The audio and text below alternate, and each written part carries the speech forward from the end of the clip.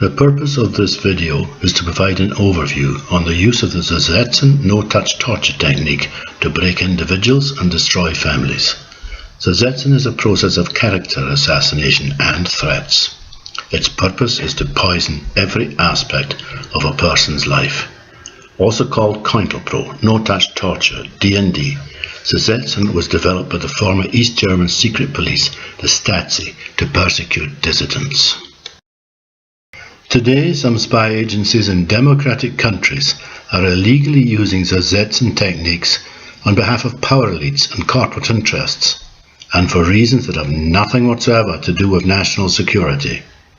Spy agencies such as Canada's CSIS and the UK's MI5 and MI6 are morphing into a secret police and persecuting innocent citizens for private interests.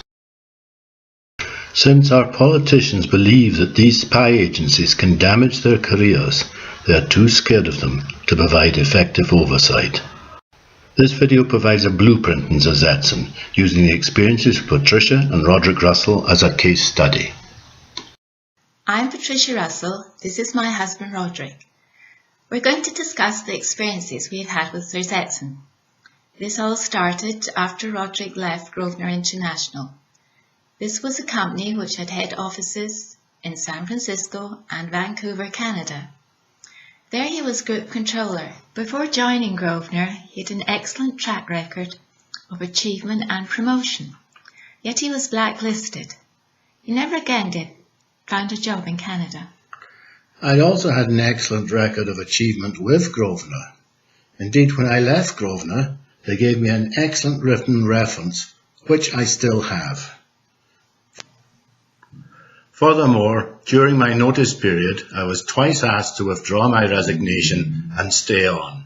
Yet despite all this, I was blacklisted to the extent that over the next 20 years, I would never again find a permanent job in Canada. I should tell you that Grosvenor denies that they or any of their staff have ever made derogatory comments about me. A prominent lawyer has said of Grosvenor, "That organisation has far too much power." Certainly the press have reported that their owner has mentioned his high-level relationships with British intelligence, and he is known to be close to royalty.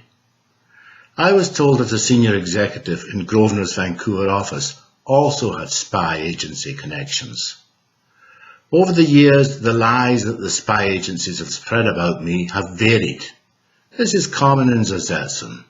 Zersetzung lies are usually whoppers. As a German journalist said of Zersetzung, it's about manipulating people by typical Stasi methods: hearsay, gossip, lies, spreading rumours. Later on, the intimidation and harassment started. We were living in West Vancouver at the time.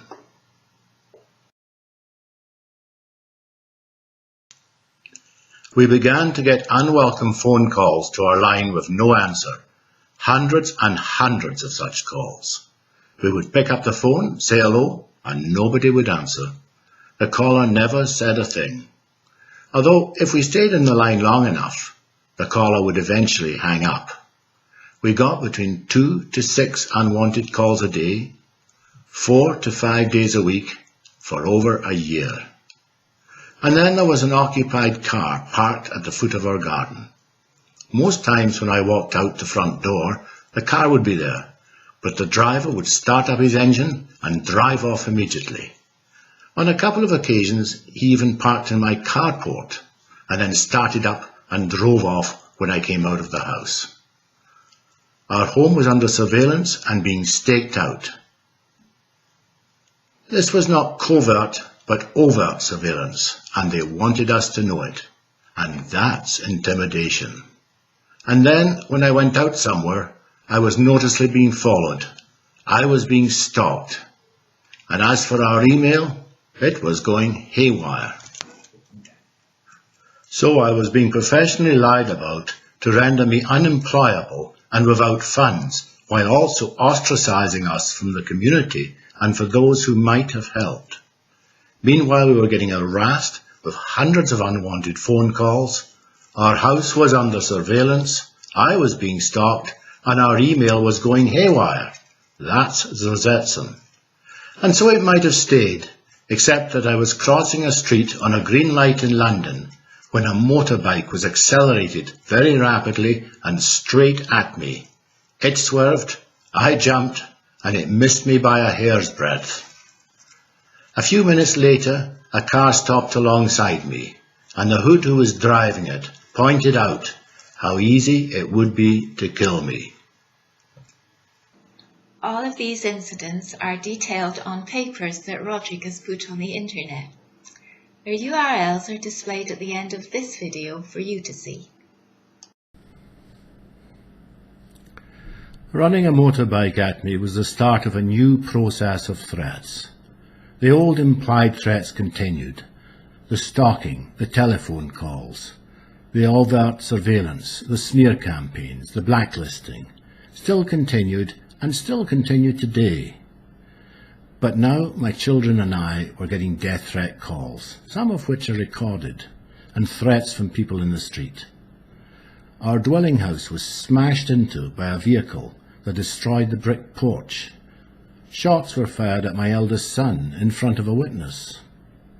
I was hit in the head by a pellet fired from a moving vehicle, and shots twice ricocheted around dogs that we were walking. Here are some categories of Zersetzung.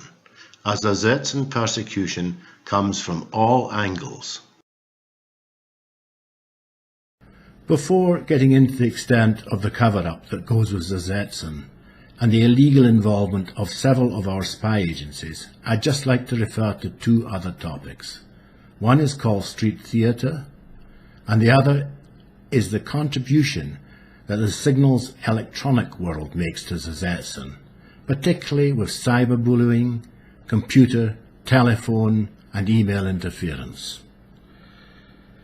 Street theatre is a known tool of Zersetzung, where the spy agencies and others act out skits that are aimed at and often threatening to the target victim.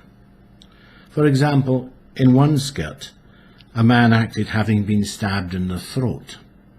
In another skit, a man appeared to have had his head kicked in. And in a third skit, they used vehicle license plates to send me the message "rat gag" to try and stop me from complaining about what was happening.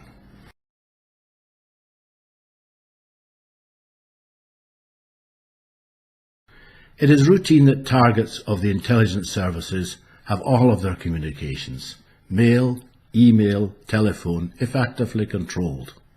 Telephone calls are tapped and listened into. Letters are intercepted and read, and also email. But it goes far beyond tapping. Calls are interfered with or cut off in real time. Some emails don't go where they are sent, and some letters are not delivered. A senior Canadian intelligence operative said this about Canada's intelligence agency, CSIS, and I'll quote him because I think it's worth it. He said, "Living under CSIS investigation means that reliable contact is difficult or impossible. Sometimes the phone lines sound busy or disconnected or reassigned to a third party when they're not. Or you may get referred to a voicemail that isn't recording after the beep. Email is seldom received by me. I haven't received a single call on my cell phone throughout the summer," unquote. In the world of cyberbullying, I've had quite a lot of comments, very vicious and nasty ones, put about me on the internet, but there was one in particular that I thought worth mentioning. Some years ago, there was a campaign to try and persuade me, or at least persuade people who were trying to persuade me to commit suicide, and there were some very, very nasty websites put up. I was able to trace them back to source, collect the evidence, and I sent it to the police. Cyberbullying goes beyond that, of course. I've started up my computer in the morning to find a satanic screen rather than my normal screen being presented, or to find a screen with a pistol pointed at me being presented, or to find a screen with the words "House of Tears" flashing across it being presented. And cyberbullying, of course, goes far beyond that. It goes into your computer because it encompasses spy programs that read your database. It encompasses viruses that harm and destroy your computers. There are times when the perpetrators of Zersetzung want to demonstrate to their victim that they can control his computer as if they had a separate terminal, which is more or less what it is, I think. I've sat typing out documents only to find paragraphs switching around 90 degrees, items I've just typed being falsely eliminated, items I've saved being deleted. I've found that when I've put things on other people's websites, it has occasionally been interfered with there. I recently sent some comments on a website for a magazine in the UK, and it was interfered with in their database, not in mine, not in transit. We were able to prove that, and the magazine wrote about it, and I've included this in the Russell Zersetzung report. So, one of the things that goes on is constant interference, constant spying, constant threats. That is the electronic side of Zersetzung. But then there's your emails. Quite frankly, sometimes I receive emails that are sent to me, sometimes I don't. Sometimes my emails get to source, sometimes they don't get where I sent them. You really have no idea. It happens all the time. Sometimes emails that I've kept in my records get obliterated. I've twice had my emails in my database, 2,000 emails, completely annihilated. And as for telephone tapping, it's much the same, just par for the course. Your telephones go through an interception centre, so they can be controlled in real time, not just tapped. At one point, they played a game with us.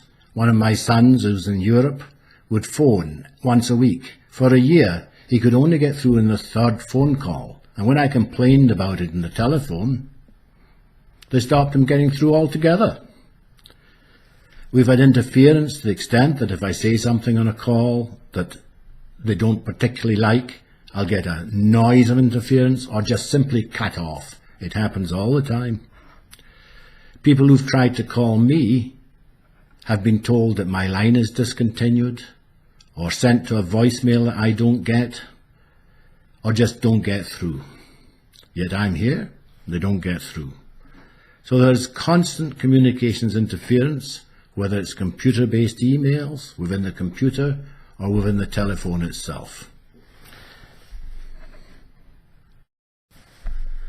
All of this electronic snooping and cyberbullying is referred to in some detail in the report Russell Zersetzung, starting on page 75 of the report, section J, My Communications. And that brings to an end the first part of this two-part video on our experiences of Zersetzung. In the second and perhaps more shocking part, we go on to look at the silence and cover-up that surrounds Zersetzung. Indeed, without a cover-up, there could be no Zersetzung. We look at what others have said about Zersetzung, including former spooks and the spy agencies themselves. We discuss the lack of effective political oversight over the intelligence agencies, and we look at actual slides used by a real spy agency to train its operatives in Zersetzung. Do please look at part 2 of this video. I think you will find it interesting. For those who prefer the printed word, here are some URLs where articles that I've written can be found. Thank you.